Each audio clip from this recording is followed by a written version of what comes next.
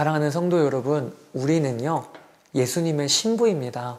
그리고 우리 신랑 되신 예수님께서 지금 오고 계십니다.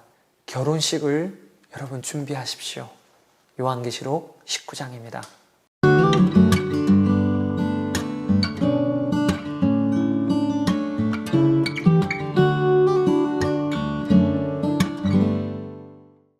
요한계시록 17장에서 20장을 통해 우리는 하나님이 얼마나 철저하게 악의 세력을 심판하시는지를 보게 됩니다. 여러분, 하나님은 악을 뭉뚱그려 심판하지 않으세요. 악의 세력 하나하나씩을 지명하세요. 그들에게 완전한 멸망을 선언하십니다. 마치 너 나와, 너 나와, 너 나와 이렇게 하시는 것처럼요. 세상을 상징하는 큰 성 바벨론 멸망할 거예요. 악의 짝퉁 삼위일체 중에 성자와 성령격을 의미하는 짐승과 거짓 예언자 멸망할 거예요. 그리고 악의 짝퉁 삼위일체 중에 성부 하나님을 모방했던 큰 용 사탄 멸망할 거예요. 또 이 악의 세력을 쫓는 모든 살아있던 자 멸망할 거예요. 그리고 악의 세력을 쫓았던 죽은 자들까지도 또 멸망할 거예요. 그리고 사망과 지옥까지도 멸망할 것입니다. 세상을 상징하는 바벨론의 멸망은 하나님의 무서운 심판이기도 하지만 동시에 하나님의 은혜로운 구원 사건이기도 합니다. 불신자의 입장에서 바벨론의 멸망은 완전한 심판이지요. 그러나 그와 동시에 믿는 성도에게는 바벨론의 멸망은 구원의 완성인 겁니다. 이와 같은 관점으로 요한계시록 19장 1절에서 10절을 살펴봅시다. 1절에서 10절에는 두 가지의 창가가 연이어 이어지는데 첫 번째는 1절에서 4절에 바벨론의 멸망에 대하여 하나님을 찬양하는 내용이 이어집니다. 하나님의 심판은 참되고 의로운 심판이기에 찬양받기에 합당하시다는 거예요. 그리고 두 번째 창가는 어린 양의 혼인잔치에서 울려 나오는 찬양입니다. 바벨론의 멸망과 동시에 일어나고 있는 일이요, 어린 양이 신부를 맞이하는 혼인잔치가 열린 것입니다. 어린 양이신 예수 그리스도가 이 땅에 오심으로 바벨론은 최후를 맞이합니다. 그러나 이 땅에서 신실하게 믿음을 지켰던 순결한 신부인 교회와 성도들에게는 신랑 되신 예수님을 맞이하는 새로운 시작이 펼쳐지는 겁니다. 여기에서 어떤 분들은 궁금하실 수 있겠습니다. 우리 성도는 예수님을 믿으면 이미 그분의 신부가 됩니다. 그런데 이미 신랑과 신부의 관계인데 왜 예수님이 재림에 오시는 날 또 혼인잔치가 또 열리는 것일까요? 이것을 이해하기 위해서는 우리가 이스라엘의 결혼 풍습에 대한 선지식이 있어야 하겠어요. 이스라엘은 결혼식을 하기 전에 먼저는 약혼식을 치릅니다. 약혼식을 치른 후에 결혼식을 치르기 전까지 이 약혼 기간에 두 사람은 법적으로 이미 부부로 인정되어 남편과 아내로 불려요. 그리고 그 약혼 기간이 다 차고 결혼식을 하게 될 때 신랑이 저녁에 신부집을 찾아가는 겁니다. 결혼식은 보통 저녁에 열려요.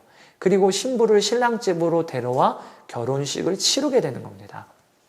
본문에는 이러한 이스라엘의 결혼 풍습이 반영되어 있어요. 우리 교회와 성도는 이 땅에서 이미 어린 양 예수 그리스도와 신랑과 신부의 관계에 있습니다. 그런데 아직은 약혼식을 한 상태예요. 그리고 이제 곧 신랑이 올 겁니다. 그날은 결혼식이 열릴 거예요. 그러니 어린 양의 신부인 성도 여러분, 내가 법적으로 이미 거룩한 예수 그리스도의 신부임을 아셔야 해요. 그리고 신랑이신 예수님을 사랑함으로 자신을 정결하게 구별하여 결혼식을 준비해야 합니다. 11절에 보면 요한은 하늘이 열린 것을 봅니다. 그리고 거기에 흰 말과 흰 말을 타신 분을 봅니다. 흰 말은 전쟁에서 이기고 돌아오는 개선 장군이 타는 말입니다. 승리의 상징이지요. 오늘 본문에 흰 말을 위에 타신 분은 바로 예수 그리스도이십니다. 여러분, 19장 앞부분에서 그분은 어린 양으로 묘사되셨는데 이번에는 승리하신 장수로 묘사되고 있습니다. 완벽한 겸손과 완벽한 승리가 예수님 안에서 조화를 이루고 있는 것이지요. 이제 흰말을 타신 예수님이 구체적으로 어떤 모습인지 살펴봅시다. 그분의 이름은 우선 신실하신 분, 참되신 분, 하나님의 말씀, 왕들의 왕, 군주들의 군주이십니다. 이것이 다 예수 그리스도를 가리키는 겁니다. 특히 예수님 그분은 하나님의 말씀이십니다. 우리가 오늘 말씀 앞에 서는 것은 바로 예수님 앞에 서는 것과 동일한 것이지요. 또 흰말을 타신 그분의 모습은 눈이 불꽃과 같고 머리는 많은 관을 썼고 피로 물든 옷을 입고 계십니다. 눈이 불꽃과 같다 하시는 것은 모든 것을 꿰뚫어 보신다는 것이고요. 머리에 쓴 관은 승리의 상징입니다. 피로 물든 옷은 예수님의 십자가와 그로 인한 승리를 상징합니다. 흰말을 타신 예수 그리스도는 다음과 같은 일을 하십니다. 그분은 의로 심판하시고 싸우십니다. 또 그의 입에서 나오는 날카로운 칼로 모든 민족을 치십니다. 그는 새 지팡이를 가지고 모든 민족을 다스립니다. 요한계시록 12장 5절에서 여자가 낳은 아이가 새 지팡이로 만국을 다스릴 뿐이라 묘사되는데 새 지팡이는 강력한 권세, 통치를 상징합니다. 그는 전능하신 하나님의 맹렬하신 진노의 포도주 틀을 밟으실 것입니다. 요한계시록 14장 17절에서 20절에도 마지막 때에 일어나는 추수 중 포도를 추수하여 틀에 밟는 추수가 있었지요. 예수님이 악인들을 심판하실 때 사용되는 이미지가 포도를 틀에 넣고 밟아 그 즙이 나오는 이미지입니다. 참 두려운 심판의 이미지인데 예수님 그분은 두려운 심판자이심을 강조하고 있는 것입니다. 물론 악을 행하는 악인들 입장에서 봤을 때 그런 거지요. 이상과 같이 흰말을 타신 예수 그리스도는 승리하십니다.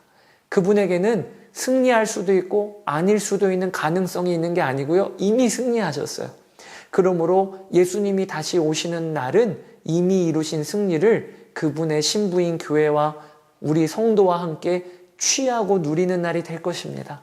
승리하신 예수님에 반해 짐승과 거짓 예언자들은 철저한 멸망을 받습니다. 그게 17절에서 21절입니다. 짐승과 거짓 예언자들은요, 요한계시록 13장에 처음 등장하는데 13장에서는 바다에서 올라온 짐승, 땅에서 올라온 짐승으로 표현이 되었지요. 바다에서 올라온 짐승은 예수님을 대적하는 세상 권력, 땅에서 올라오는 짐승은 거짓 예언자, 세상 권력에 편승하여 활동하는 종교 세력 상징한다고 했지요. 이들은 큰 성 바벨론에서 힘 있는 세력들로 사람들에게 짐승의 표도 받게 했고 짐승 우상에게 절하도록 영향력을 행사했습니다. 또 예수 믿는 성도들, 교회를 핍박했습니다. 그러나 상황이 역전되었어요.